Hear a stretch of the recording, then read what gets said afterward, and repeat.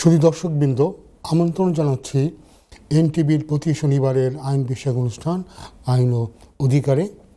পরবর্তী 1.5 ঘন্টা আমি আবু রেজা আপনাদের সাথে থাকব। এই অনুষ্ঠানে আমরা ব্রিটেনের বিভিন্ন আইন, বিশেষ করে immigration, asylum, human rights, family law নিয়ে আমরা কথা বলি। আপনারাও এই অনুষ্ঠানে আমার সাথে যোগ দিতে পারেন।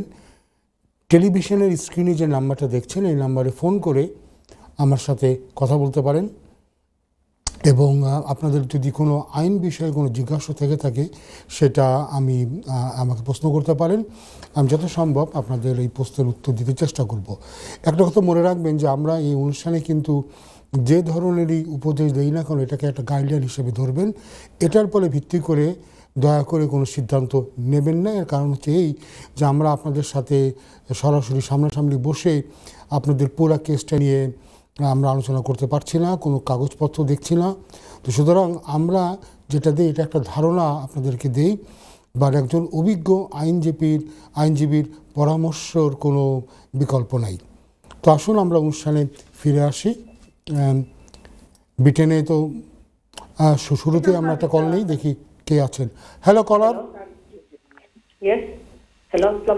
ওয়ালাইকুম আসসালাম। জি কলার, বলেন কি করতে পারি আপনার জন্য? হ্যালো, জি বলেন। ওয়ালাইকুম আসসালাম। আমি একটা কোয়েশ্চন করতাম আসলাম যে আমার বই নাইছিল তাই জন্য কেয়ার বিষয় তো সানোরলা কোম্পানি তাকে তারা ইমেল দিছে, এই কোম্পানিটাকে দিছে না হোম অফিস থেকে দিছে যে তানোর ভিসা ক্যান্সেল কিতা কোম্পানি আছে তারা ক্লোজ করিলার। এখন আমরা কিতা করতাম একটা জানতাম চাইরা। এখন প্রশ্ন হচ্ছে যে আপনার বোন যদি কোম্পানিতে কাজ নিয়ে আসেন এবং সেই কোম্পানি যদি আপনার মা তো দাম পারেন না। হ্যালো, এখন কি শুনতে পাচ্ছেন? এখন কি শুনতে পাচ্ছেন আপনি? জি না। হ্যালো হ্যালো, আপনি তাহলে টেলিভিশনে শোনেন, আপনার ফোনটা অফ করে দিয়ে টেলিভিশন উত্তরটা শোনেন। হ্যালো, যেটা হয়েছে আপনার বোনের কোম্পানি যদি বন্ধ হয়ে যায়, আপনার বোনের কোম্পানির লাইসেন্স যদি রিভোক, হোম অফিস যদি কোম্পানির লাইসেন্স প্রত্যাহার করে নেয়, তাহলে তো আপনার বোনের আর আসলে কিছুই করার থাকছে না। কেন থাকছে না? আপনার বোন এদেশে কাজ করার উদ্দেশ্যে এসেছে, যে কোম্পানিতে কাজ করার জন্য এসেছে ওই কোম্পানি যদি না থাকে তাহলে তো তার আর এখানে থাকার আর কোনো উপায় থাকে না। ওনার অন্য যদি কোনো বিকল্প গ্রাউন্ড না থেকে থাকে তাহলে ওনার আসলে এখন আর তেমন কিছু করার নাই। ওনার যেহেতু স্পন্সর, সেই স্পন্সরই যদি এখন আর নাই থেকে থাকে তাহলে ওনাকে হয়তো দেশে ফিরে যাওয়া লাগবে। যদি না অন্য কোনো গ্রাউন্ড ওনার এই দেশে থাকার মতো থাকে, উনি কোনো আইনজীবীর পরামর্শ নিতে পারেন যে ওনার কোনো গ্রাউন্ড আছে কিনা, কোনো কারণ আছে কিনা দেশে থাকার জন্যে। মনে রাখতে হবে উনি একটা লিমিটেড কারণে এই দেশে আসেন, কাজ করার জন্য আসেন। সেই কাজই যদি না থাকে তাহলে তো ওনার আর দেশে থাকার কোনো ব্যবস্থা থাকে না। কিন্তু এখানে ঠিক পুরোপুরি থেকে দেওয়ার জন্য তার উনি এখানে আসেননি। তো আমার মনে হয় একজন অভিজ্ঞ আইনজীবীর কাছে পরামর্শ নেন কোনো বিকল্প আছে কিনা। বিকল্প যদি ওনার কোনো গ্রাউন্ড থেকে থাকে, ফ্যামিলি লাইফ হতে পারে, দেশে গেলে ওনার যদি কোনো বিপদের সম্ভাবনা থেকে থাকে, দেশে গেলে কেউ ওনাকে মারবে বা ওনার মানবিক অধিকার ক্ষুণ্ণ হবে, তাহলে উনি হয়তো প্রোটেকশন রুটের কথা চিন্তা করতে পারেন। কিন্তু এগুলি হচ্ছে খুব এক্সেপশনাল কেসে, খুব ব্যতিক্রমধর্মী কেসে এই ধরনের অবস্থা হতে পারে। ধন্যবাদ আপনাকে। জি হ্যালো হ্যালো হ্যালো, জি কলার, আমি আপনাকে শুনতে পাচ্ছি, আপনি বলেন। ভালো আছেন? জি আলহামদুলিল্লাহ, আপনি ভালো? হ্যাঁ ভাই, ভালো আছে। আমার একটা প্রশ্ন হচ্ছে, আমরা লিভ টু রিমেইনে আছি, আমার ফ্যামিলি। জি। আমার 2 বাচ্চা আর আমার ওয়াইফ। জি। তো বড় বাচ্চা ব্রিটিশ হয়ে গেছে 10 বছরের রাইটে। জি। আর ছোট বাচ্চা আর আমার না সরি বউ বাচ্চা মানে আপনার কি ওয়াইফও ব্রিটিশ হয়ে গেছে নাকি আপনার বাচ্চা ব্রিটিশ হয়েছে? না, বাচ্চা ব্রিটিশ হয়ে গেছে। আচ্ছা, বাচ্চা। এখন আপনি আর আপনার ওয়াইফ বাকি আছেন? আমি আর আমার ছোট বাচ্চা আর ওয়াইফ। তো আমি বলি আপনাকে, আমার ছোট বাচ্চার আর আমার সেকেন্ড টাইম এক্সটেনশন হয়ে গেছে। যে সময় আমাদেরকে ভিসা দিছিল, আমার ওয়াইফের 1 বছর পরে দিছে। তো আমার ওয়াইফ আমাদের 1 বছর পরে লিভ টু রিমেইন পাইছে নাকি। এখন আমার প্রশ্ন হচ্ছে, আমার ছোট বাচ্চার আর আমার 3 মাস আগে সেকেন্ড এক্সটেনশন হয়ে গেছে। তো যে সময় কাট আসছে আমার বাচ্চার নামের মধ্যে একটা স্পেলিং ভুল করে দিয়েছে ওরা। জি তো আমি সাথে সাথে পরের দিনই ওটা মানে সেন্ড করে দিয়েছি আর কি, ওইটার যে ভুল। জি 3 মাস হয়ে গেছে, এখনো কোনো রেজাল্ট আসে নাই। জি তো আমি বলি আপনাকে, আমরা ইচ্ছা ছিল ধরেন হলিডেতে যাব, শুধুমাত্র ওই কার্ডের জন্য অপেক্ষা করতেছি, জি তো আসে নাই। তো আমার সলিসিটার আছে, সলিসিটারে তো উনি পাঠিয়ে দিছে।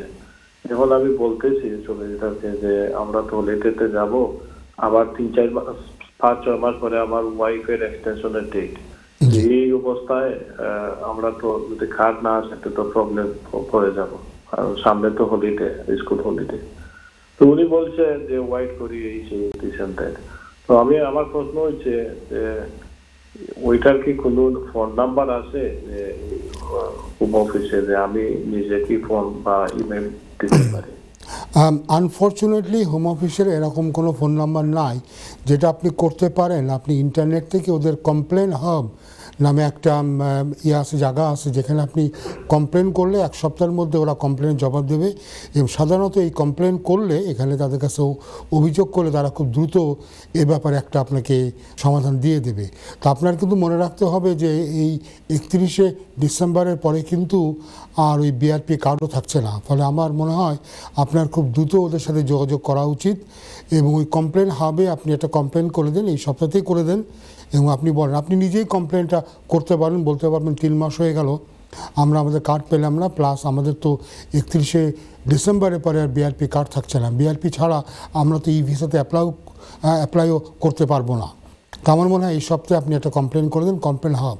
আপনি ওখানে গুগলে যদি লেখেন হোম অফিস বা UKVI কমপ্লেন হাব দিলেই ওদের ইমেলটা বেরিয়ে আসবে, ওদের ডিটেলসটা বেরিয়ে আসবে। তো ওইটা আমি দিলে কোনো অসুবিধা হবে? কোনো অসুবিধা নাই ভাইয়া, কোনো অসুবিধা নাই, কারণ আপনি নিজে হচ্ছেন ভুক্তভোগী। আপনার সলিসিটার সাহেবও ইচ্ছা করলে করতে পারেন বা আপনিও করতে পারেন, যে কোনো একজন এখানে করতে পারেন। প্রথমে উনি যে কার্ডে ভুল আছে ওইটা ইমেল দিয়ে দিয়েছে, জি ইমেলও আমার কাছে দিয়েছে পাঠায়। তো এখন আমার সিচুয়েশনটা তো আমি আপনাকে বুঝাইতে পারতেছি যে সামনে তো হলিডে। জি জি আমি বুঝতে পেরেছি, এই কারণে এই জিনিসটাই এক্সটেনশনের ডেট আছে। জি ভাইয়া, এই জিনিসটাই আপনি বুঝিয়ে ওই কমপ্লেন হবে আপনি লিখে দেন। আপনি বলেন যে এই 3 মাস, কারণ 3 মাস ওয়েট করাটা ছিল আমি বলবো যে অযৌক্তিক, এতদিন লাগারও কথা নয়।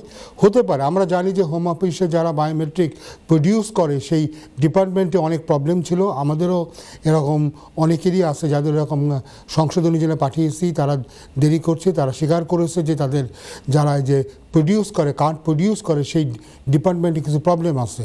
তো আমি বলবো যে আপনাকে to be on the safe side আপনি কমপ্লেন হবে একটা কমপ্লেন করে দেন, তাহলে এই কমপ্লেনটাও তাদের কাছে থাকবে, এটা রেকর্ডেড হবে, এটা আপনার জন্য ভবিষ্যতে ভালো হবে। আপনি কমপ্লেন করে দেন as soon as possible. Okay, thank you very much. You welcome. Thank you.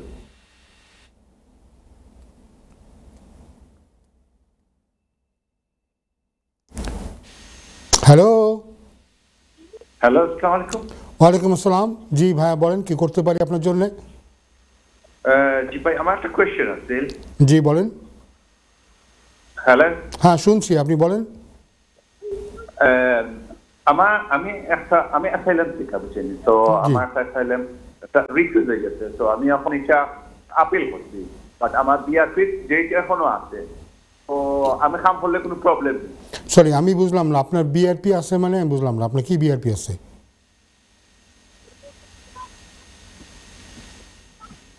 আপনি যদি আমাকে একটু বুঝিয়ে বলেন যে আপনার কি বিআরপি আছে।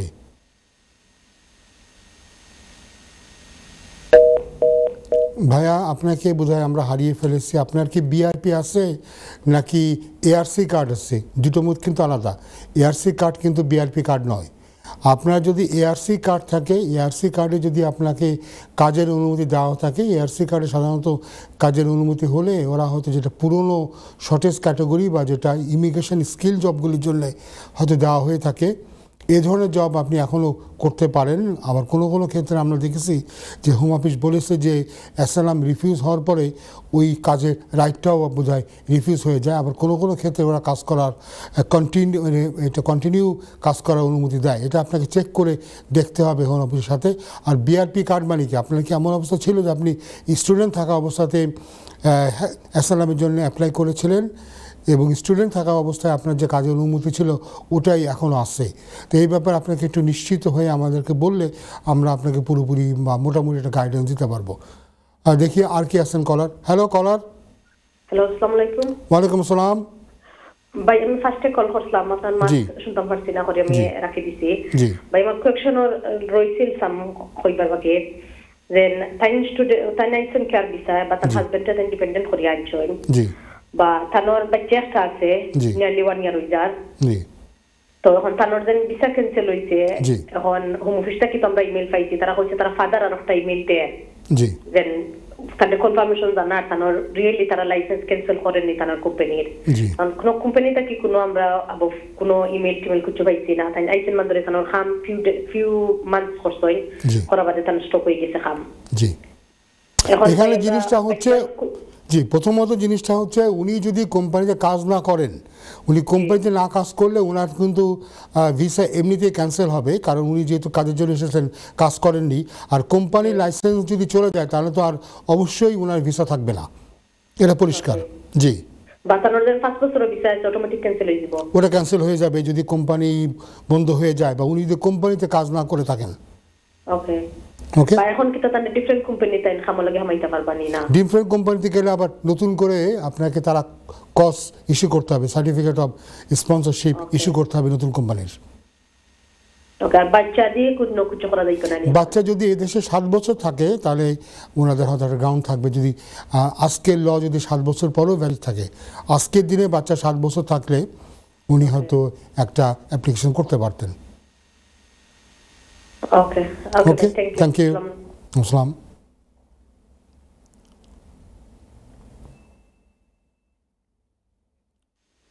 Hello caller.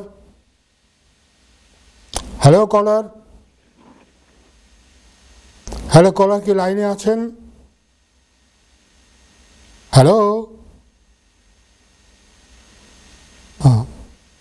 মনে হচ্ছে কলারকে আমরা হারিয়ে ফেলেছি। তো দর্শকবৃন্দ, আমরা কিছু আলোচনায় ফিরে যাই। আলোচনাতে আমরা একটুখানি উইন্ডরাশ যে স্ক্যান্ডাল যেটা হয়েছিল, যেটা নিয়ে দেশে অনেক হইচই হয়েছে, টেরেসা মের যখন উনি সেক্রেটারি অফ স্টেট ছিলেন সেই সময়কার ব্যাপারে, এই উইন্ডরাশ নিয়ে কিন্তু অনেক ধরনের কনফিউশন আমাদের কমিউনিটিতে আছে। উইন্ডরাশ নিয়ে আমার আজকে কথা বলার মূল কারণ হচ্ছে এই যে সম্প্রতিকালীন নতুন হোম সেক্রেটারি তিনি একটা উইন্ডরাশ কমিশন গঠন করেছেন এবং যারা এই উইন্ডরাশ নিয়ে যে সমস্ত ঘটনা ঘটেছে, মানুষ যে ভুক্তভোগী হয়েছেন, এটার উপরে তারা একটা পুরোপুরি একটা প্রতিবেদন দেবেন। এবং আপনারা জানেন যে উইন্ডরাশ স্কিমে কিন্তু কম্পেনসেশন, ক্ষতিপূরণের একটা ব্যবস্থা আছে। কিন্তু উইন্ডরাশ নিয়ে আমরা দেখেছি যে আমাদের কমিউনিটির ভিতরে, অন্যান্য কমিটির মধ্যেও আছে, একটা ধোঁয়াশার সৃষ্টি হয়েছিল।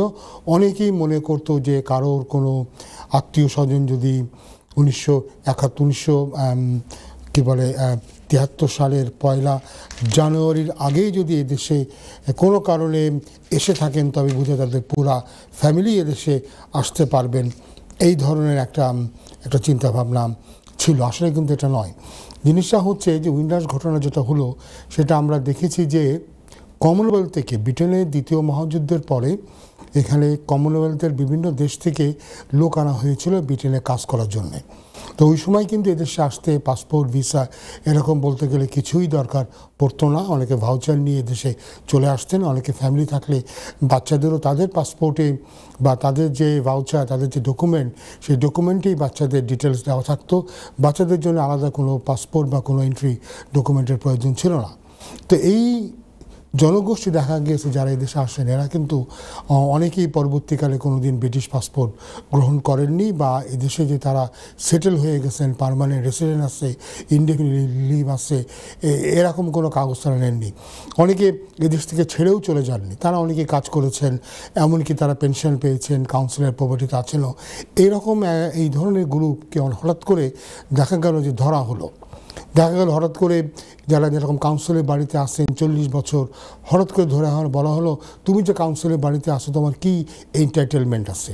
অনেকে এই দেশ থেকে ছেড়ে বাইরে গেলেন, আসার সময় এয়ারপোর্টে আটকে বলা হলো তুমি যে ব্রিটেনে ছিলে তোমার কি প্রমাণ আছে, কি ডকুমেন্ট আছে তোমার। তো এর ফলে কি হলো, বহু মানুষের অনেক অসুবিধা হলো, কারণ তারা কখনো মনে করেনি যে ব্রিটেনে থাকতে গেলে তাদের এই ধরনের কোনো ইমিগ্রেশন ডকুমেন্টের দরকার আছে। যেটা নিয়ে একটা তুমুল হয়েছে হওয়ার পরে, কেলেঙ্কারি হওয়ার পরে তখন সরকার স্বীকার করলো যে তাদের একটা বড় ভুল হয়ে গেছে, এবং যারা এই ডকুমেন্টগুলো পাওয়ার জন্য যারা উপযুক্ত এদের সবাইকেই কিন্তু আমরা দেখতে পেলাম ডকুমেন্ট দেওয়া হলো, যারা ব্রিটিশ নাগরিকত্ব পাওয়ার অধিকারী এদেরকে নাগরিকত্ব দেওয়া হলো। এখন এই উইন্ডাস স্কিমে কিন্তু অনেকেই যারা এদেশে হয়তো সেটেল হয়েছিলেন, যারা চলে গিয়েছেন, আপনারা হয়তো জানেন যে কারোর এদেশে ইনডিফিনিট লিভ টু রিমেইন থাকলে তাকে 2 বছরের ভিতরে ফিরে আসতে হয়।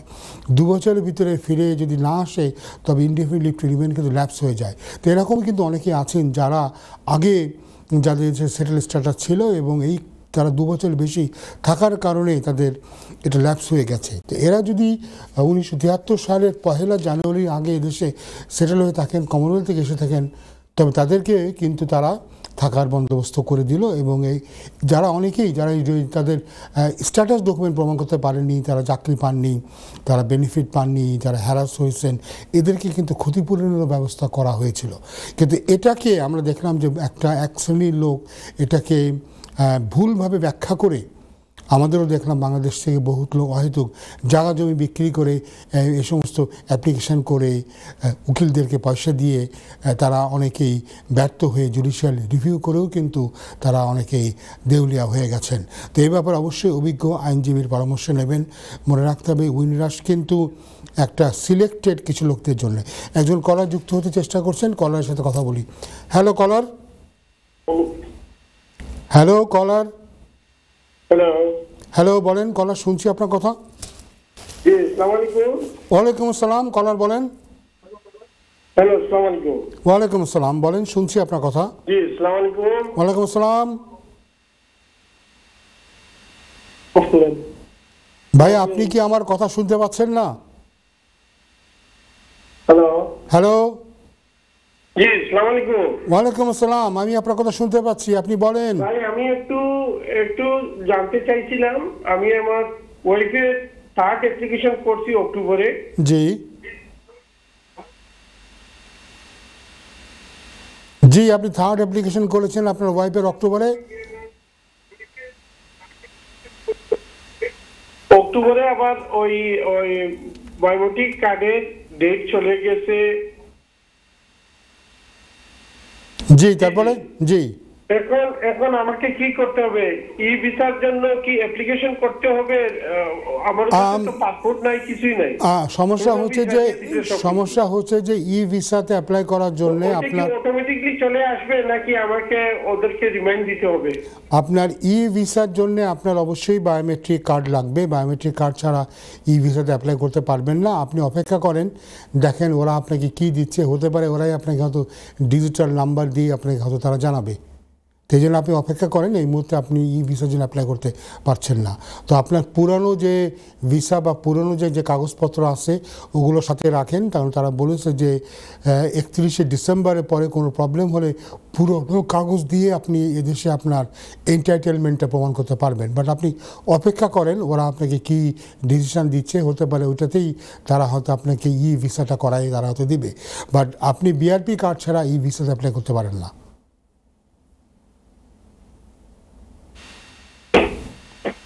ধন্যবাদ। হ্যালো।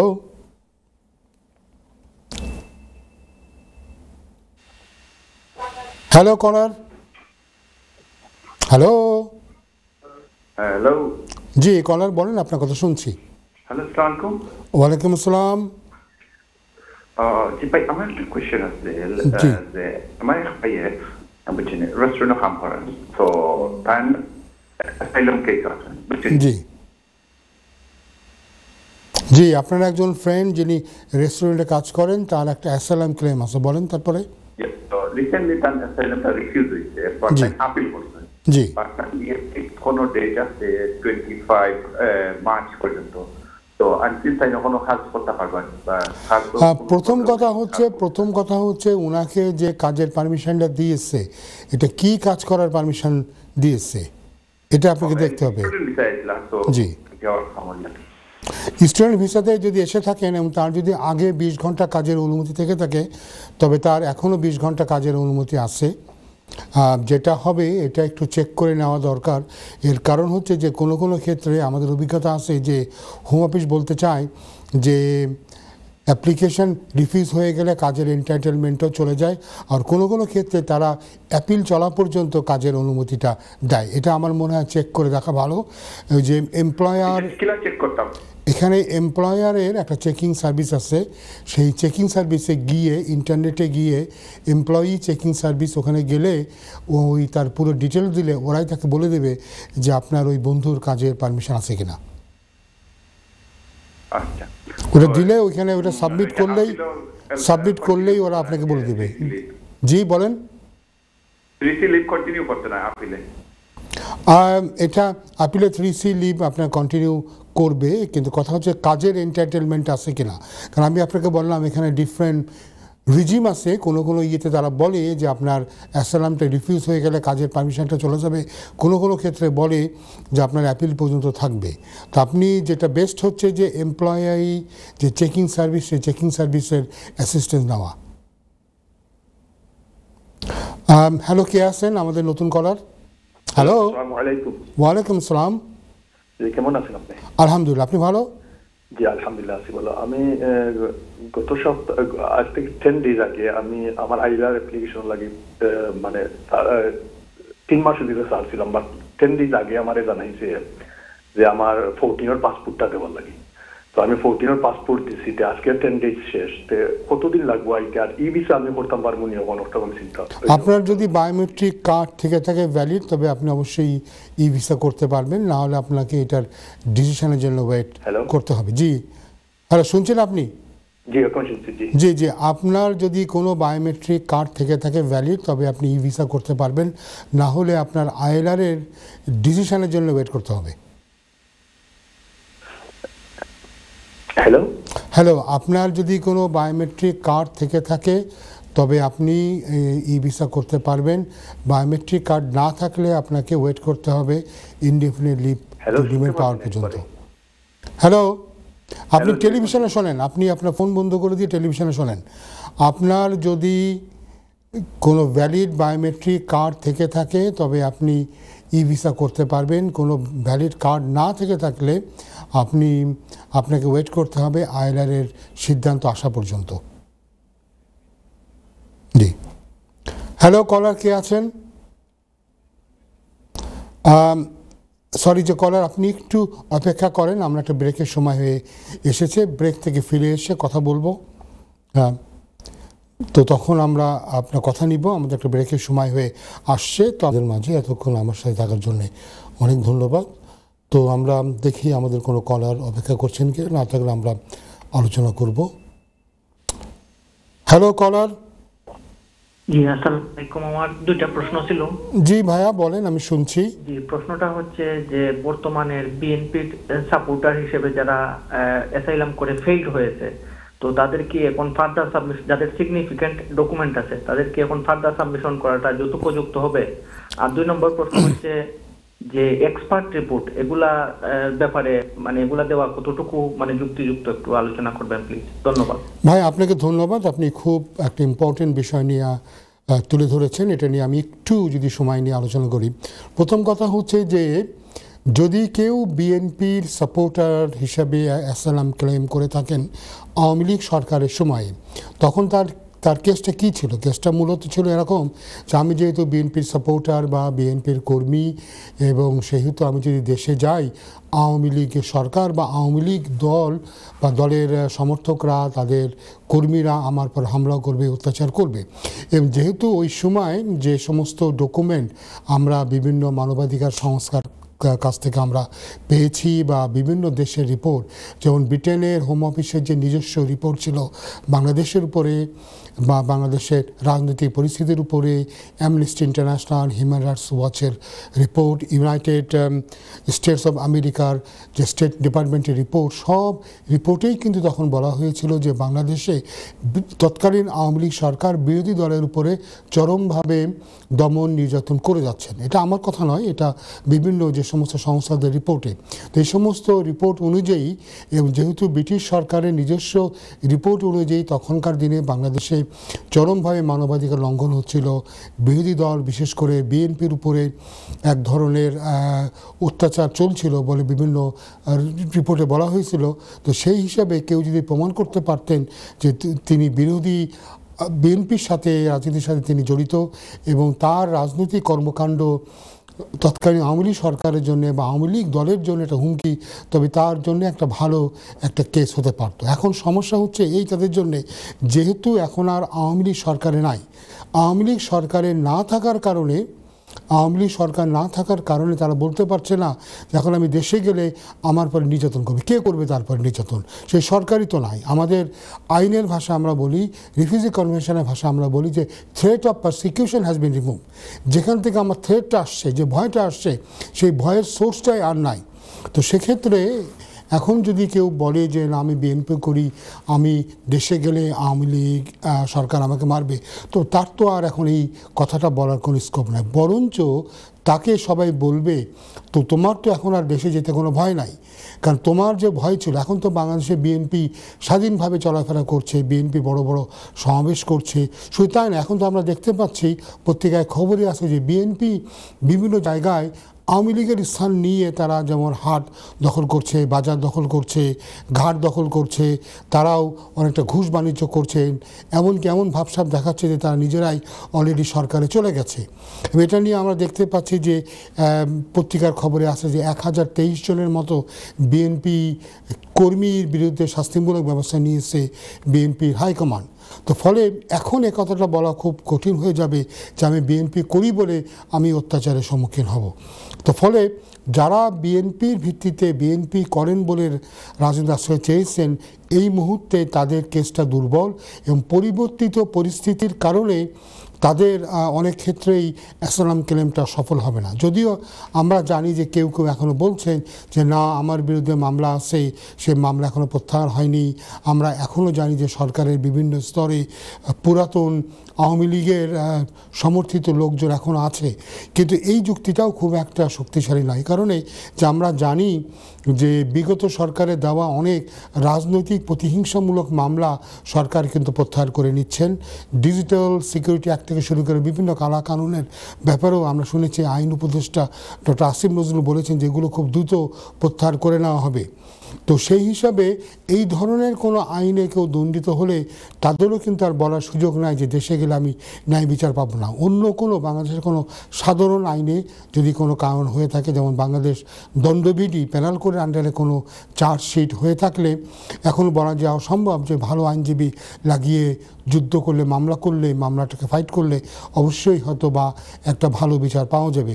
আর বিচার বিভাগের নিরপেক্ষতা নিশ্চিত করার জন্য আমরা দেখতে পাচ্ছি সরকার অনেক বিধান নিয়েছেন। প্রধান বিচারপতি সহ উচ্চ আদালতের 5 জন বিচারপতিকে সরানো হয়েছে, নতুন বিচারপতি নিয়োগ হয়েছে 23 জন, নতুন বিচারপতিকেও দেওয়া হয়েছে। এবং আমরা তো জানি যে যিনি অ্যাটর্নি জেনারেল আছেন, অনেকেই বলেন যে তার নাকি বিএনপির প্রতি একটা সফট কর্নার বা সমর্থন আছেন। তো যাই হোক, এখন বিএনপি করি বলে আমার মনে হয় যে দেশে গেলে ভয় আছে, এটা বলার কোনো কারণ নাই। সবচেয়ে বড় কথা, তাদের তো এখন যারা বিএনপি করেন তাদের তো এখন আগ্রহ নিয়েই দেশে চলে যাওয়া উচিত, কারণ তাদের সামনে সুযোগ আছে নিজের দলকে আবার সামনে যদি কোনো নির্বাচন হয়, সেই নির্বাচনে নিজের দলকে জয়ী করার একটা প্রচেষ্টা নেওয়ার জন্য তাদের তো এখনই আমি মনে করি দেশে চলে যাওয়া উচিত, যদি তারা সত্যিকারের বিএনপি হয়ে থাকেন। আর যদি কেউ বলে থাকেন না তিনি আসলে বিএনপি নন, তিনি বিএনপির ছুতো ব্যবহার করেছে রাজনৈতিক আশ্রয় পেয়ে এই দেশে থাকার জন্যে, তাহলে তো আর এখানে কোনো মন্তব্যের আর কোনো জায়গা থাকে না। আপনি এক্সপার্টের কথা বলছেন। এক্সপার্ট আমরা তখনই আনি যখন কোনো একটা বিষয়ের উপরে আপনার কোনো একটা বিষয়ের উপরে, যেটাকে আমরা বলি অবজেক্টিভ ম্যাটেরিয়াল, বাইরে যে সমস্ত দলিলপত্রে বিভিন্ন মানবাধিকার সংস্থার রিপোর্টে যে জিনিসটা হয়তো নাই, সেই জিনিসটার জন্য আমাদের হয়তো এক্সপার্টের রিপোর্টের দরকার হয়। কিন্তু যে জিনিসগুলি আমরা অ্যাভেলেবল আসছে, যে জিনিসটা আছে, সেটার জন্যে কিন্তু আর এক্সপার্টের রিপোর্টের দরকার হয় না। তো যে বললাম, খুব একটা ন্যারো বিষয়ের উপরে আপনাকে এক্সপার্টের আপনি রিপোর্ট আনতে পারেন, যেটা যেমন ধরেন আপনি হয়তো বললেন যে আমি দেখাতে চাচ্ছি যে বাংলাদেশে আমি একটা অঞ্চলের লোক, জানি না, আপনি হয়তো একটা অঞ্চলের কথা বললেন যে আমি ওই অঞ্চলের লোক, আমি ওই অঞ্চলের লোক হওয়ার কারণে বাংলাদেশের মেজরিটি লোক আমার সাথে দুর্ব্যবহার করে, আমাকে ডিসক্রিমিনেট করে। যেহেতু ওই একটা নির্দিষ্ট অঞ্চলের লোক হলে আপনি ডিসক্রিমিনেটেড হবেন, এরকম কোনো ম্যাটেরিয়াল হয়তো এখন পাবলিক ডোমেনে নাই। সেক্ষেত্রে একজন এক্সপার্ট আনলে হয়তো আপনার জন্যে হেল্পফুল হবে। কিন্তু যে বললাম, যে সমস্ত বিষয়গুলি আপনি সাধারণভাবে আপনার জন্য প্রমাণ করা সম্ভব, সেই সমস্ত বিষয়গুলি জন্যে আপনি এক্সপার্ট নিয়ে এসে লাভ নাই। ধন্যবাদ।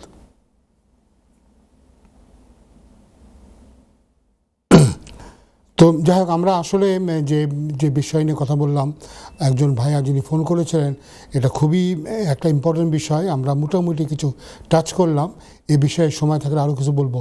একজন কলার যুক্ত হচ্ছেন, কে আছেন কলার? হ্যালো কলার। ওয়ালাইকুম আসসালাম। শুনতে পাচ্ছেন? জি শুনছি ভাইয়া, বলেন। আমি আপনার কথা শুনছি ভাইয়া, আপনার প্রশ্নটা বলেন। হ্যালো, শুনছি। ই ভিসা সম্পর্কে আমার প্রশ্ন ছিল। জি বলেন। ইটালিয়ান পাসপোর্ট, আমার বায়োমেট্রিক কার্ড নাই। আমি সরি, আপনার কি পাসপোর্ট?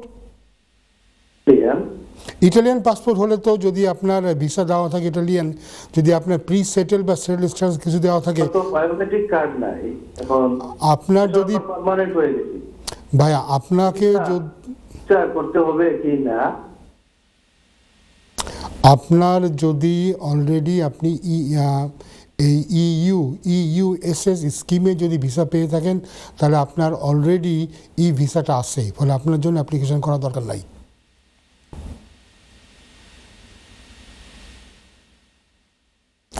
হ্যালো, হ্যাঁ, আশা করি কলার আমার উত্তরটা বুঝতে পেরেছেন। এখন দেখি আর কোনো কলার আছেন কিনা, না থাকলে আমরা আলোচনায় ফিরে যাচ্ছি। যেটা আমরা বলছিলাম যে এই যে রাজনৈতিক পট পরিবর্তন হওয়ার কারণে অ্যাসাইলাম ক্লেমের পরে তার কী প্রভাব পড়তে পারে। অবশ্যই প্রভাব পড়তে পারে। আমরা দেখতে পেয়েছি যে একসময় ইরাকে থেকে অনেক অ্যাসাইলাম আসতেন যারা সাদ্দামের বিরোধী ছিলেন বলে, পরে সাদ্দাম সরকারের পতন হওয়ার পরে কিন্তু ইরাক থেকে ওইভাবে ভিসা পাওয়াটা সম্ভব হয়নি।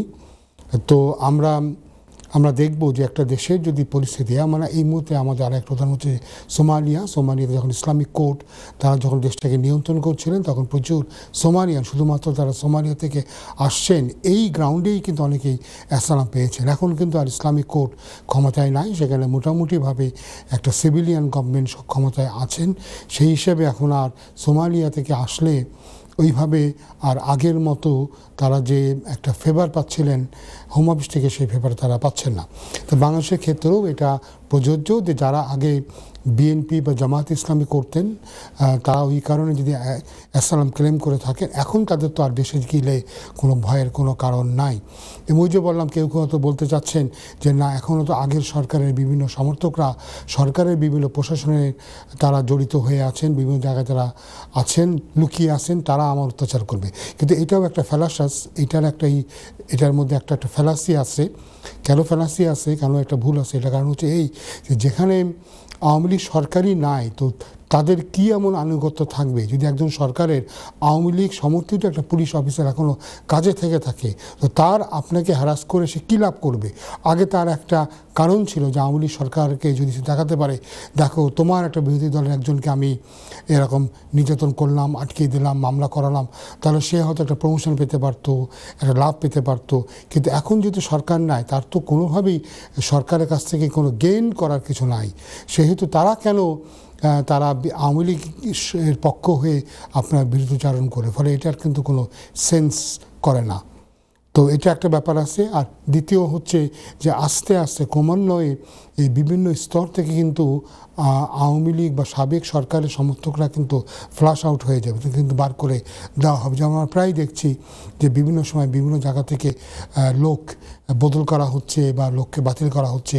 অনেক ঊর্ধ্বতন সরকারি কর্মচারী, পুলিশ অফিসারকে কিন্তু সাসপেন্ড করা হয়েছে বা চাকরি থেকে বরখাস্ত করা হয়েছে বা ফোর্স রিটায়ারমেন্ট দেওয়া হয়েছে। তো ফলে যতই দিন যাবে ততই কিন্তু আমি আগে বিএনপির সরকার বিএনপির সমর্থক ছিলাম বলে এখন আমি রাজনৈতিক হয়রানির শিকার হব, এটা কিন্তু আর বলার সুযোগটা থাকছে না, এটা ক্রমশ কমে আসছে। তো অবশ্যই এই ব্যাপারে আপনারা নেবেন, পরামর্শ নেবেন। তো আমার কথা হচ্ছে, যদি আপনি সত্যিকারের বিএনপির সাপোর্টার হয়ে থাকেন তবে এখন তো আপনার আসলে দেশে চলে যাওয়া উচিত এবং বিএনপির হাতকে আরও শক্তিশালী করা উচিত এই দেশে না থেকে দেশে গিয়ে। কারণ বিএনপি তো খুবই তারা আগ্রহ প্রকাশ করেছে যে খুব শিগগিরই যাতে একটা নির্বাচন দেওয়া হোক। তারা মনে করছে যে তারা নির্বাচনে জয়ী হবেন। তো যারা বিএনপির কর্মী আছেন তাদের তো উচিত হচ্ছে দেশে গিয়ে বিএনপিকে জয়ী করার প্রচেষ্টা নেওয়া।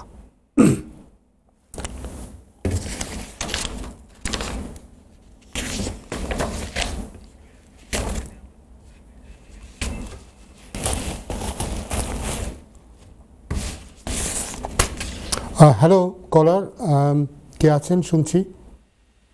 হ্যালো কলার। আসসালামু আলাইকুম। ওয়ালাইকুম আসসালাম। আমার একটা কোয়েশ্চেন আছে। জি বলেন।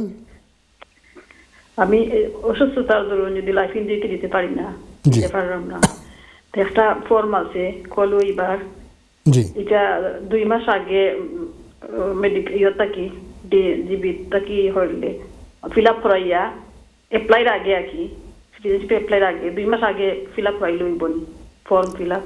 জি, আপনি এটা ফিল আপ করে ওদের কাছে পাঠিয়ে দেন। জি আপনি এটা ফিল আপ করে, ফিল আপ করে দেন, আপনি সাবমিট করে দেন। এপ্লাই 2 মাস আগে ফিল আপ করাইলে হইব নি? জি হবে।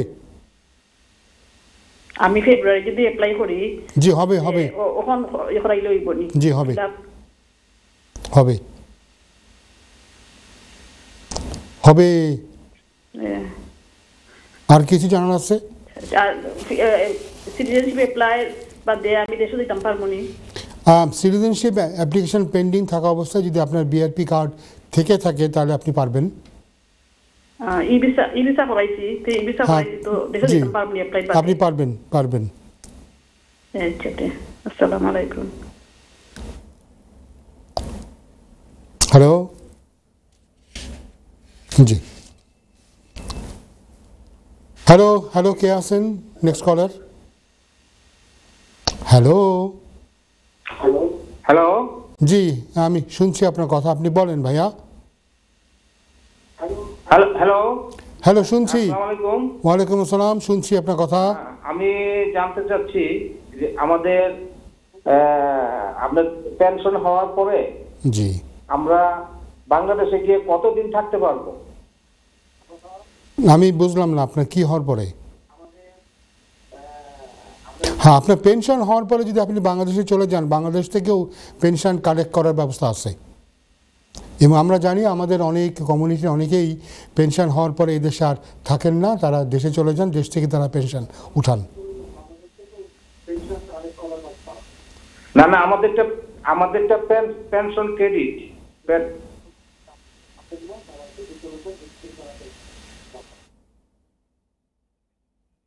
জি আসলে ভাইয়া এই ব্যাপারে আমার ঠিক জানা নেই পেনশন ক্রেডিটের ব্যাপারে। পেনশনের ক্ষেত্রে আমি জানি যে আপনি যে দেশে যান না কেন আপনি পেনশন সবসময় আপনি নিতে পারবেন। পেনশন ক্রেডিট সম্পর্কে আমার আসলে পুরো কোনো ধারণা নাই।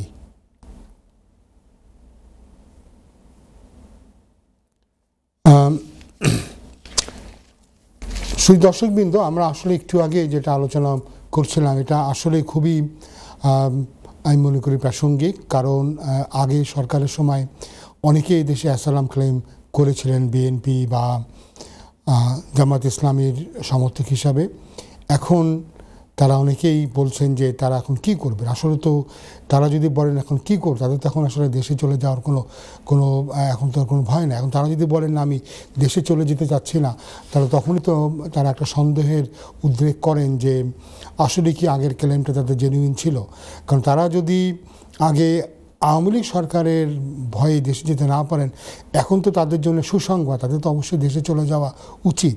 এখন এই মুহূর্তে আমরা কী করব না করব, এখনও দেশে গেলে ভয় আছে, তাহলে তো তারা তাদের আগের ক্লেমটা যে জেনুইন নয় এটাই তো তারা প্রকারান্তরে এস্টাবলিশ করে দিচ্ছে। তো আমরা বলবো এ ব্যাপারে কিছু বলার আগে কিছু করার আগে ভাবা দরকার। আমাদের বেশ কিছু অ্যাপিল আছে যেখানে আমরা আমাদেরকে জাজ সাহেব বলেছেন যে তোমাদেরকে সময় দেওয়া হচ্ছে যে পরিবর্তিত পরিস্থিতির কারণে তোমার ক্লায়েন্টের ক্লেমের ফোকাস চেঞ্জ হচ্ছে কি না, বা তার ক্লেম আগের মতো কি না, আগের ক্লেমই কি না, এবং আগের ক্লেম থাকলে তার এখন দেশে যেতে কী অসুবিধা, এটার পরে কিন্তু আমাদেরকে রিপ্রেজেন্টেশন দেওয়ার জন্য সময় দেওয়া হয়েছে। আমি জানি না যে আপনাদের কার কী অবস্থা আছে বা এই ব্যাপারে ভেবে দেখা দরকার যে এই পরিবর্তিত পরিস্থিতির কারণে আপনাদের দেশে গেলে কি কোনো ভয় আছে কি না, ভয় থাকবে কি না, এই ব্যাপারটা আপনাদেরকে ভালো করে অনুধাবন করা দরকার। আপনার আইনজীবী যিনি আছেন তার সাথে আপনি পরামর্শ করেন। কিন্তু সাধারণভাবে থ্রেট অফ পারসিকিউশন যদি রিমুভ হয়ে গিয়ে থাকে তাহলে তো আর আপনার ক্লেমটা আর জোরালো থাকে না। সেক্ষেত্রে আপনার ক্লেম কোর্টে গেলে বা হোম অফিস হলে অথবা আপনার ক্লেমটাকে নাকচ করে দেবে। এই জন্যে এই ব্যাপারে অবশ্যই স্পেশালাইজড অ্যাডভাইস নেওয়া উচিত, বিশেষজ্ঞের মতামত নেওয়া উচিত, এবং সেই হিসাবে আপনারা চলবেন বলে আমি মনে করি। হ্যাঁ, তবে এমন হতে পারে যে পরিবর্তিত পরিস্থিতির কারণে যদি কেউ মনে করেন এখনও তার হয় আছে, অথবা কেউ বর্তমান সরকারের সমালোচক বর্তমান সরকারকে নিয়ে লিখছেন, তো তিনি হয়তো বলতে পারেন বর্তমান সরকার আমাকে হ্যারাস করবে। কিন্তু সমস্যা হচ্ছে এই যে বর্তমান যে সরকার আছে এই সরকার কারো উপর নির্যাতন জুলুম করছে ঠিক এরকম কোনো রিপোর্ট এখনও আসেনি। বরঞ্চ আমরা দেখতে পাচ্ছি আন্তর্জাতিক মহলগুলো বর্তমান সরকারের সাথে বিভিন্নভাবে কাজ করার জন্যে মুখিয়ে আছেন। তারা অনেক ধরনের সাহায্য পাচ্ছেন এবং সমর্থন পাচ্ছেন। তো ফলে বর্তমান সরকার যে নির্যাতন করছেন জুলুম করছেন এই ধরনের কোনো আর্গুমেন্ট হয়তো বা ধোপে টিকবে না। তো এই জন্য বললাম যে আপনারা অবশ্যই অভিজ্ঞ কারোর পরামর্শ নেবেন এই ব্যাপারে কোনো ধরনের সাবমিশন দেওয়ার আগে। তো আমরা দেখি আর কোনো করার আসেনি কিনা, করার না থাকলে আমরা আরও কিছু আলোচনা করব। আমাদের এই মুহূর্তে কোনো করার বোধহয় নাই, করার যুক্ত হতে পারেন। এই অনুষ্ঠান আপনারা জানেন এটা আপনাদেরই অনুষ্ঠান। এই অনুষ্ঠানে আমরা ব্রিটেনের বিভিন্ন আইন নিয়ে কথা বলি। সঙ্গত কারণে ইমিগ্রেশন অ্যাসাইলাম এখানে বেশি প্রাধান্য পায়, কারণ আমাদের কমিউনিটির অনেকেরই মূল সমস্যা হচ্ছে ইমিগ্রেশন। আর এছাড়াও আমরা এখানে কিছু ফ্যামিলি লর অনেক কল পেয়ে থাকি, অন্যান্য বিষয়েও কিন্তু কল আপনারা করতে পারেন। কল করলে আমরা তার জবাব দিয়ে থাকি। দেখি কোনো কলার যুক্ত হচ্ছেন কিনা। হ্যাঁ, হ্যালো কলার। হ্যালো। আসসালামু আলাইকুম। ওয়ালাইকুম আসসালাম। জি, আমার নাম রিয়া। আমার একটা কোশ্চেন আছে, আমি কি বলতে পারবো? জি বলেন। যে আমি প্রথম বাংলাদেশের ন্যাশনালিটি ছিলাম, তারপর আমি যখন পর্তুগাল গেলাম ওইখানের পাসপোর্ট নিচ্ছি, এখন ব্রিটিশের পাসপোর্ট নিচ্ছি। সরি, আপনি কার পাসপোর্ট নিয়েছেন? পর্তুগালের? হ্যাঁ, ফার্স্টে পর্তুগালের নিচ্ছি, এখন নিচ্ছি ব্রিটিশ 6 বছর আগে। জি। এখন আমার বাংলাদেশের পাসপোর্টটা মেয়াদ শেষ হয়েছে আরো 7-8 বছর আগে। আমি রিনিউ করেনি, এখন চাইতেছি আমি রিনিউ করানোর জন্য। তো 3টা পাসপোর্টই আমার ভ্যালিডিটি মানে থাকবো আর কি। এখন কি আমি 3টা পাসপোর্ট একসাথে আমি 3 দেশের সিটিজেন একসাথে আমি ক্যারি করতে পারবো নাকি? আপনি পারবেন। আপনি 10টা পাসপোর্ট আপনি ক্যারি করতে পারেন যদি না সমস্ত পাসপোর্টগুলো আপনি বৈধ হয়ে নিয়ে থাকেন। এই পাসপোর্টের নাম্বার নিয়ে ব্রিটেনেরও কোনো সমস্যা নেই, বাংলাদেশেরও আইনে কোনো সমস্যা নেই। আচ্ছা।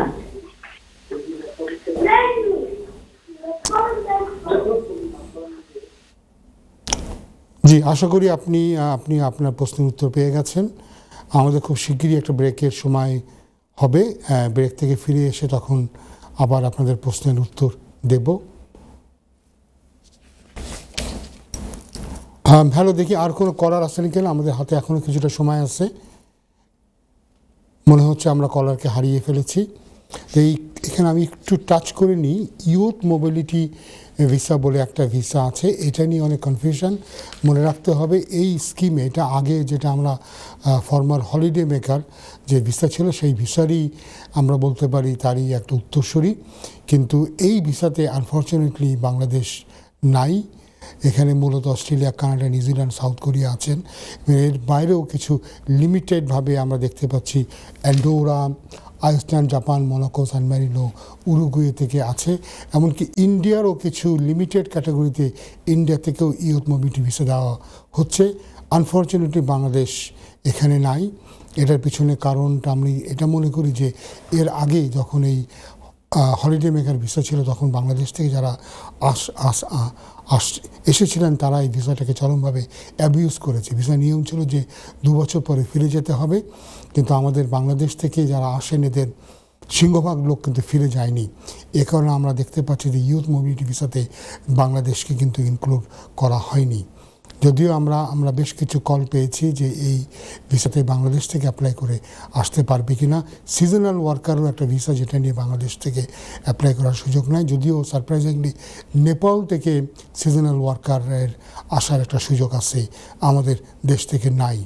এবং সর্বক্ষেত্রে আমার মনে হয় যে আমাদের অনেকেই হয়তো এটাকে অ্যাবিউজ করার জন্যে আমরা যখন একটা ভিসাকে বা কোনো বিদেশে থেকে কোনো ধরনের দুর্নীতির সাথে জড়িত হই, আমরা এটা বুঝতে চাই না যেটার ফলে আমাদের ওভারঅল আমাদের সোসাইটি বা আমাদের দেশ সম্পর্কে মানুষের ধারণাটা কী হয়। যে আজকে যে আমরা দেখতে পাচ্ছি যে তারা বলে যে Bangladesh one of the difficult country ভিসার জন্যে, যারা ভিসাকে অ্যাবিউজ করে, এরকম একটা দেশ আমরা। তো এটাও কিন্তু হয়েছে আমরা কিছুটা অ্যাবিউজ করার জন্য। যাক, ব্রেকের সময় হয়েছে, ব্রেক থেকে ফিরে এসে আবার কথা বলবো। মনে করেন যে দেশে গেলে তাদের জীবন হুমকির সম্মুখীন বা ব্যক্তিগত নিরাপত্তা যাদের ক্ষুণ্ণ হবে, যাদের মানবাধিকার চরমভাবে লঙ্ঘিত হবে এবং যারা কোনোভাবেই সরকার থেকে কোনো প্রোটেকশান যারা পাবে না বা দেশের ভিতরে কোথাও মুভ করে জায়গা চেঞ্জ করে তারা নিরাপদ হতে পারবেন না, তাদের জন্য কিন্তু অ্যাসালাম অনেকে যেটা মনে করেন যে কিছুই করার নাই, একটা অ্যাসালাম করে দাও। আসলে এটা এইভাবে কিন্তু অপারেট করে না। আমরা জানি যে বিগত বছরগুলিতে অনেকেই যাদের অ্যাসালামের যে ক্লেম তার তেমন কোনো মেরিট না থাকা সত্ত্বেও অনেকে হয়তো পেয়েছেন। এটার পিছনে কারণ ছিল, আমরা বলেছি যে সরকারের কাছে হোম অফিসে অনেক অ্যাসালামের ফাইল জমা পড়েছিল এবং লক্ষ লক্ষ কেস হওয়ার কারণে তারা ঠিকমতো কাজ করতে পারছিল না। তাই হোম অফিসের কেস ওয়ার্কারদেরকে একটু রিলিফ দেওয়ার জন্যে এবং যারা অনেক দিন ধরে অপেক্ষা করছে একটা সিদ্ধান্তের জন্যে, এদেরকে কিন্তু অ্যাসালাম গণহারে দিয়ে দেওয়া হয়েছিল। গত বছর আমরা জানি ৬২,০০০-এরও বেশি মানুষকে অ্যাসালাম দেওয়া হয়। এর ফলে যেটা হয়েছে যে একটা রং সিগনাল, একটা রং মেসেজ সব দিকে ছড়িয়ে পড়েছে। সেটা কি যে না, যে খুব সহজেই অ্যাসালাম পাওয়া যায়, এটা আসলে নয়। অ্যাসালামটা ঠিক অতটা সহজ মনে করার কারণ নাই। এবং অবশ্যই আমাদেরকে দেখাতে হবে যে দেশে গেলে যিনি অ্যাসালাম ক্লেম করছেন তিনি নিজের দেশে ফিরে গেলে তার বিপদের সম্মুখীন হবেন, তার ব্যক্তিগত নিরাপত্তা, তার স্বাধীনতা ক্ষুণ্ণ হবে, এটা কিন্তু দেখাতে হবে। এবং যারা অ্যাসালাম ক্লেম করেন, আমাদের সবার জন্য আমার অ্যাডভাইস যে ভালো কোনো অভিজ্ঞ কোনো আইনজীবীর পরামর্শ নেবেন। অ্যাসালামের জন্য কিন্তু লিগাল এইড পাওয়া যায়, তার মানে আপনি যে আইনজ্ঞের কাছ থেকে পরামর্শ নেবেন তিনি আপনাকে এই কাজটা হয়তো ফ্রি করে দিতে পারেন যদি তিনি লিগাল এইডের আন্ডারে কাজ করে থাকেন। তো ফলে আপনাকে কোনো পয়সাই হয়তো দেওয়া লাগবে না। তো আপনি অবশ্যই চাইলে প্রাইভেটলিও আপনি অ্যাসালাম কেস লড়তে পারেন। প্রাইভেট লয়ার ছাড়াও অনেক এজেন্সি আছে দেশে, অনেক হিউম্যান রাইটস অর্গানাইজেশন আছে যাদের লিগাল এইড ইমিগ্রেশনে কন্ট্যাক্ট আছে, তারাও কিন্তু আপনাকে বিনা পয়সায় অ্যাসালামের ব্যাপারে সাহায্য করতে পারবে। তো যাই হোক, এই ব্যাপারে আপনার অপশানগুলি আপনি ভালো করে দেখবেন। তবে মনে রাখবেন যে আপনি যদি বলেন যে আপনি বিএনপি সমর্থক, দেশে গেলে আপনার ভয় হবে, জামাতের সমর্থক, জামাত তো বাংলাদেশে এখন খুবই ভোকাল, জামাতের উপরে যে নিষেধাজ্ঞা আওয়ামী সরকার তার শেষ আমলে করেছিল সেই নিষেধাজ্ঞাও কিন্তু তুলে নেওয়া হয়েছে। ফলে এখন কেউ যদি বলে আমি জামাত করি এই কারণে বাংলাদেশে ফিরে গেলে অসুবিধা হবে, তবে তার কিন্তু আসলে তেমন কোনো গ্রাউন্ড নাই এবং এই ধরনের অ্যাসাইলাম ক্লেম হয়তো বা প্রত্যাখ্যাত হবে। অ্যাসাইলামের প্রসেসটা নিয়ে একটু আলোচনা করি, তাহলে হয়তো অনেকেই বুঝতে পারবেন কিভাবে হয়। অ্যাসাইলাম কিন্তু ক্লেম করতে হয় প্রথমত এটা দুভাবে করা যায়। একটা হচ্ছে যে আপনি ফোন করে প্রয়োজনে যে অ্যাসাইলাম স্ক্রিনিং ইউনিট আছে ASU, সেখানে আপনি ফোন করতে পারেন। ফোন করার পরে ওরা আপনাকে একটা ডেট দিয়ে যাওয়ার জন্য বলবে আপনার স্ক্রিনিং ইন্টারভিউর জন্য। আবার যেটা সম্ভব যে সরাসরি, এখনও সম্ভব যে সরাসরি ASU অ্যাসাইলাম স্ক্রিনিং ইউনিটে গিয়ে বলা আমি অ্যাসাইলাম ক্লেম করবো। তো আমার সময় যেটা হয় যে আপনি সরাসরি গেলে অনেক সময় তারা ওই সেম ডেতে দেখতে পারে না, আরেকটা দিন তারা হয়তো দেয়, তখন আপনাকে যাওয়ার জন্য বলে। যারা টেলিফোনের মাধ্যমে আপনি অ্যাসাইলাম বুকিং করেন তারা কি হয়, তারা ফোন করার 2 থেকে 5 দিনের মধ্যে একটা ফোন কল পান হোম অফিস থেকে। সেই ফোন কলে অনেক সময় একটা ছোটোখাটো ইন্টারভিউ না হয়, বা অনেক সময় যেটা না হয়, বেশিরভাগ সময় যেটা হয় সেটা হচ্ছে যে ছোটোখাটো ইন্টারভিউ না নিয়ে আপনার নাম ধাম এগুলি জিজ্ঞাসা করে কোনো ইন্টারভিউ লাগবে কি না এগুলো করে আপনাকে একটা ডেট দেওয়া হয় যে আপনি অমুক তারিখে অ্যাসাইলাম স্ক্রিনিং ইউনিটে আসবেন। অনেকে আবার যারা বার্মিংহাম বা আশেপাশে থাকে বার্মিংহামে সলিহালে যাওয়ার জন্য বলে, যেখানে যাওয়ার পর আপনার ছবি না হয়, ফিঙ্গারপ্রিন্ট না হয় এবং আপনার উপরে কিছু ডকুমেন্ট সার্ভ করা হয়। এবং ডকুমেন্টের মধ্যে একটা ডকুমেন্ট হচ্ছে সেকশন 120, সেখানে বলা হয় যে অ্যাসাইলাম ছাড়া আপনার আর কোনো কারণ আছে কিনা দেশে থাকার। অনেকের হয়তো দেশে ফ্যামিলি আছে, তারা তখন এখানে লিখতে পারেন যে অ্যাসাইলাম ছাড়াও আমার ফ্যামিলি আছে, আমার পার্টনার আছে এদেশে, সেই গ্রাউন্ডে আমি থাকতে চাই। কারণ এদের যে নিয়ম, সেই নিয়ম অনুযায়ী তারা বলে অন স্টপ নোটিশ, আপনার এদেশে থাকার সব কারণগুলি আপনি একসাথে বলে দেবেন। এখন কোনো ক্ষেত্রে এমনও আছে যে অ্যাসাইলামের সময় আপনি বলতে পারতেন আপনার পার্টনার আছে, বাচ্চা আছে, সেটা আপনি বললেন না। তো পরবর্তীকালে দেখা যেতে পারে যে এই ইস্যুগুলো যদি আপনি রেজ করতে চান, সেক্ষেত্রে তারা কিন্তু আপনাকে সার্টিফিকেট দিয়ে এটাকে আপনাকে তারা রেজ করতে না দিতে পারে। একজন কলার যুক্ত হচ্ছেন, দেখি কে আছেন। হ্যালো কলার, হ্যালো কলার, হ্যালো কলার, কলার আপনি কি শুনছেন আমার কথা? হ্যালো কলার। ওয়ালাইকুম আসসালাম, বলেন ভাইয়া কি করতে পারি? জি বলেন, শুনছি। আসসালামু আলাইকুম। ওয়ালাইকুম আসসালাম, আপনার কথা বলেন, আপনার কথা আমি শুনছি। আমি জানতে চাই, দেশ থেকে মেয়ে বা ছেলে আসলে ওই সেকেন্ড এক্সটেনশনে কি কি লাগে? আমি ঠিক কথাটা বুঝলাম না, মেয়ে বা ছেলে আসলে মানে বুঝলাম না, কিভাবে আসলে? জি কিভাবে আসলে? সেকেন্ড আইসে তো তার জামাই আনছে। আচ্ছা, যদি কেউ এদেশে স্পাউস হিসেবে আসে, তাই তো? স্পাউস হিসেবে আসছেন, তাই তো? জি স্পাউস হিসেবে আসছেন, স্পাউস পার্টনার হিসেবে। জি, স্পাউস হিসাবে যদি উনি এসে থাকেন, তবে কি আপনি এখন কিসের জন্য অ্যাপ্লাই করবেন? ইনডিফিনিট লিভ টু রিমেইন নাকি ফার্স্ট এক্সটেনশন? আপনার মাত বুঝতে পারছি না আমি। তিনি কি ইনডিফিনিট লিভের জন্য অ্যাপ্লাই করবেন নাকি তার প্রথম এক্সটেনশন? প্রথম এক্সটেনশন হলে যেটা লাগবে, তাকে 18,600 ইনকাম দেখাতে হবে, তাদের তারা অ্যাকোমোডেশন দেখাতে হবে, তারা একসাথে আসে এটা দেখাতে হবে, আর যেটা দেখাতে হবে সেটা হচ্ছে যে তিনি A2 ইংলিশ টেস্ট পাস করেছেন। এই 4টি জিনিস দেখাতে হবে। কোন এক্সাম দিতে হবে? A2 জি। আচ্ছা, আর 18,600 ইনকাম। যদি তার ইনকাম না থেকে থাকে, সরি, হ্যাঁ, ফি ওয়েভারের জন্য না, এটা যদি তিনি বেনিফিটে না থাকেন, যিনি স্পন্সর বেনিফিটে না থাকলে ফি ওয়েভার করা যাবে না। স্পন্সর যদি বেনিফিটে থাকেন তবে ফি ওয়েভার করা যেতে পারে, কিন্তু প্রবলেম হচ্ছে এই, তাহলে তাকে 10 ইয়ার রুটে দিয়ে দেবে,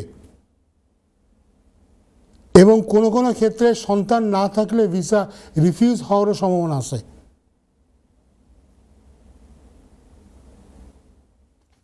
যাক, উনি হয়তো আমার কথা বুঝতে পেরেছেন। বুঝতে না পারলে এখন যদি উনি টেলিভিশন স্ক্রিনে উনি আর চোখ থাকে তো উনি জানতে পারবেন। যেটা আমি বলতে চাচ্ছি যে যদি স্পন্সর বেনিফিটে থাকে সেক্ষেত্রে ফি ওয়েভার চাওয়া যেতে পারে, কিন্তু ফি ওয়েভার চাইলে তার প্রবলেম হবে যে যেহেতু তার ইনকাম নাই, সেক্ষেত্রে এই অ্যাপ্লিকেশানটা যেটা তারা করবে সেই অ্যাপ্লিকেশানটা তারা ওই তার কনসিডার করবে অ্যাপেন্ডিক্স FM এর EX1-এ।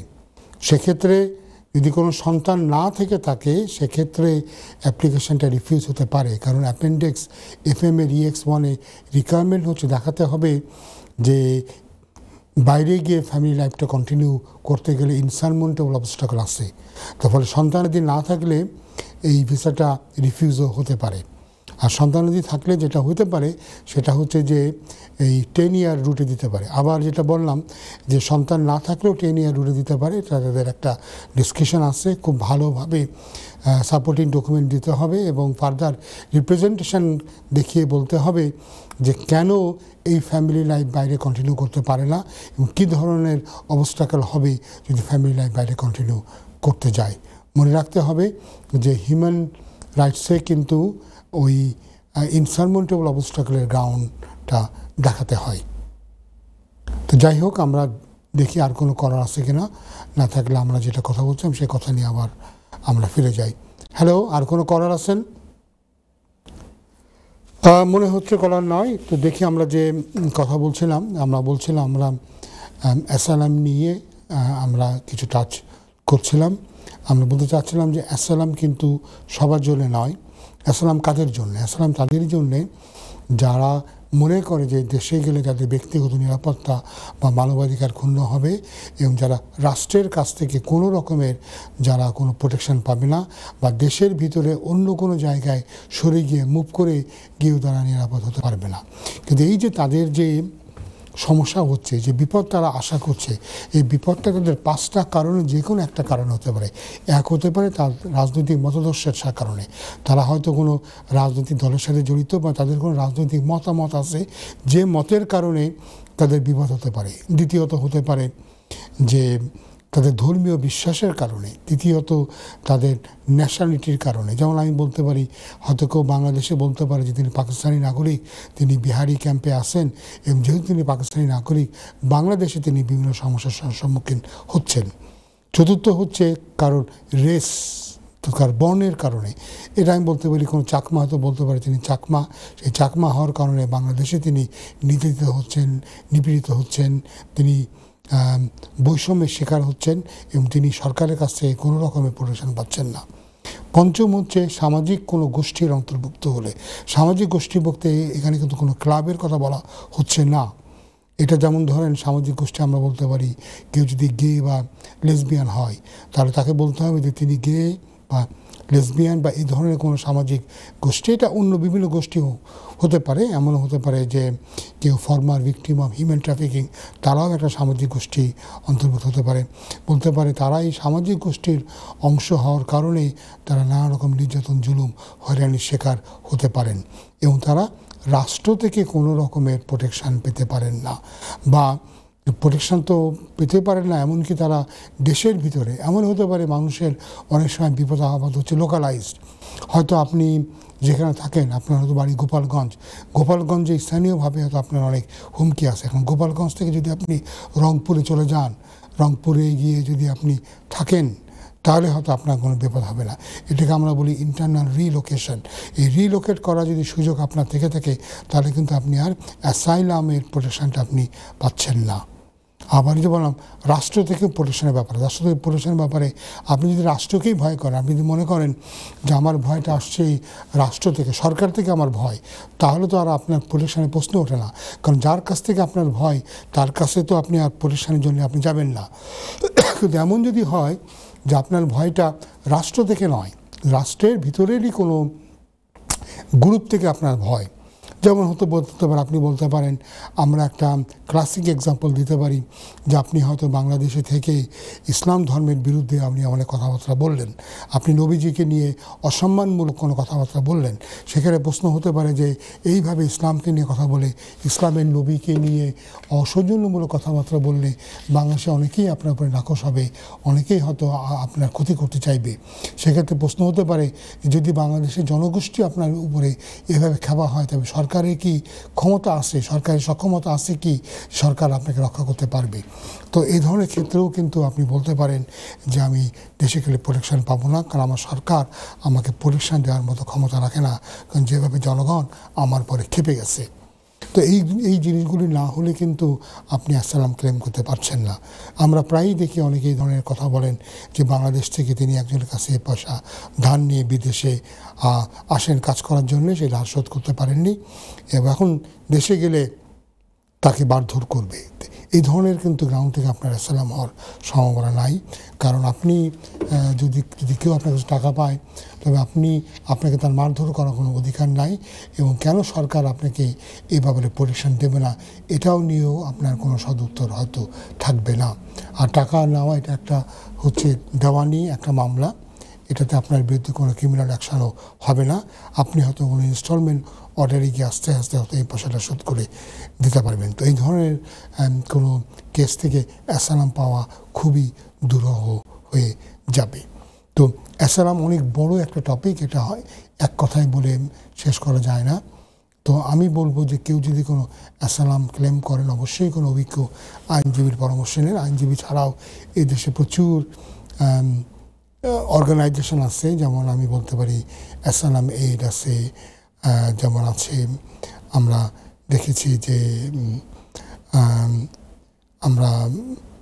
দেখেছি যে অন্য অন্য সংস্থাগুলি আছে বিভিন্ন ক্ষেত্রে, ল সেন্টারগুলি, এমনকি সিটিজেন অ্যাডভাইসগুলোও কিন্তু প্রাথমিকভাবে সাহায্য করে থাকে। তো তাদের কাছ থেকে আপনি সাহায্য পেতে পারেন। এছাড়াও লিগাল এইড প্রাপ্ত সলিসিটাররাও আপনাকে সাহায্য করতে পারে বিনা পরিশ্রমে। আবার আপনি অবশ্যই পয়সা দিয়ে কোনো প্রাইভেট লয়ারের কাছে যেতে পারেন, সেখানেও আপনি আসসালামের ব্যাপারে অ্যাডভাইস পেতে পারেন।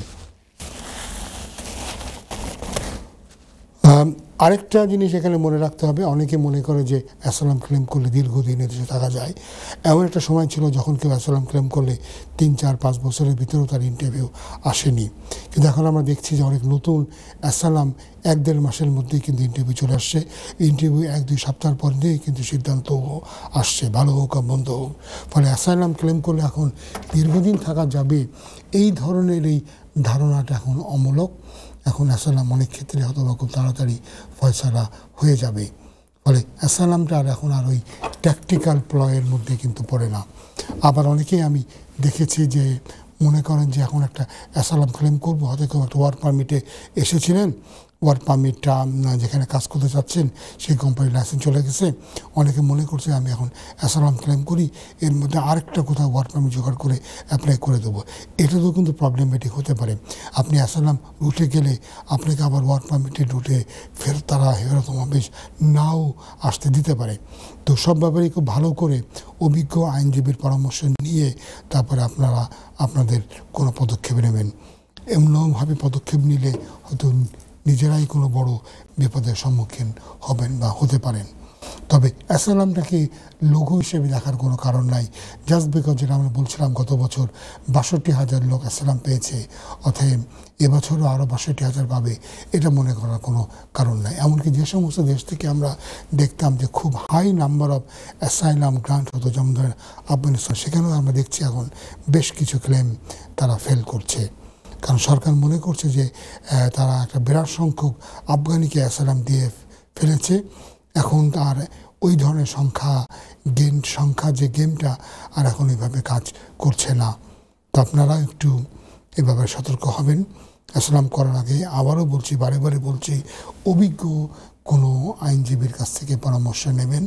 এবং আমরা দেখি যে অনেকেই মিনিংলেস আসসালাম করে। আসসালাম করার সবচেয়ে বড় ডিসঅ্যাডভান্টেজ হচ্ছে এই, আপনার ফিঙ্গারপ্রিন্টটা ইউরোডাকে চলে যেতে পারে। ইউরোডাক একটা খুব বড় একটা নেটওয়ার্ক, ইন্টারনেট একটা কম্পিউটার নেটওয়ার্ক, যার মাধ্যমে আপনার ফিঙ্গারপ্রিন্ট ইউরোপের বিভিন্ন দেশে চলে যেতে পারে, এমনকি কানাডা, অস্ট্রেলিয়া, নিউজিল্যান্ড, আমেরিকাও আমরা শুনেছি যে তারা নাকি এই ইউরোডাক অ্যাক্সেস করতে পারে। জানি না এটা কতটুকু সত্যি।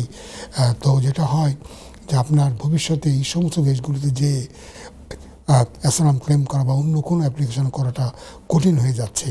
এই জন্য বললাম যে অ্যাসাইলাম ক্লেম করার আগে 10 বার ভাববেন যে এটা আমি করব কি করব না, বা করলে আমার কী কী ধরনের অসুবিধা হতে পারে।